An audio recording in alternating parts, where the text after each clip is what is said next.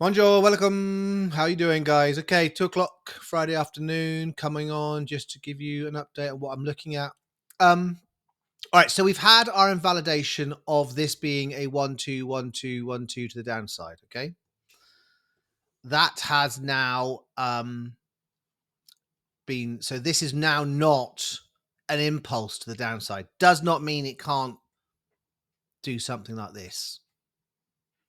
Okay, it just means that the likelihood is we are going to at least take this high out and probably take this high out. It's the probabilities have increased. Okay. I'm not a savant. This is not predictivemarkets.com. This is a what's our probability? Our probability says that we move higher. However, there is a possible ground invasion going to happen in Iran. If that happens, then all bets are off across the board. And I would imagine we will get some massive short flush happen. Okay. And it doesn't matter what this says, it will just do that. So keep your eye on the news. That's all I'd say about that. Just the news is vital. So because we invalidated the move down first, this invalidation now isn't so vital. The reason being for me is that this is more than likely 1, 2, 3, 4, 5. Then we get a little correction here. Then we've got a 1, 2 and a 1, 2. And we've got another 1, 2. So if I can get 5 out of this, 1, 2, 3, 4, 5, then this can come through and will hold and can hold this low instead. However, what I would like to do is I'd like to see it bounce from where we are now in this little green box. That would be great. That would be nice structure. And then we'd see us move up.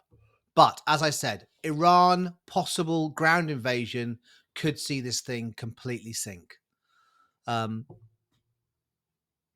So from an Elliott wave point of view, we've invalidated this being being some kind of impulsive move down.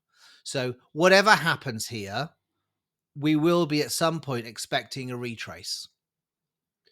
And that retrace will either be a 5-wave retrace or it'll be 3. And that will give us our indication of where to go next. So at the moment, I just see this as, a bit of choppy dobby doodah, and our range is here. This is our range. I don't know why I did that. That was it. Yeah. No, doesn't work either.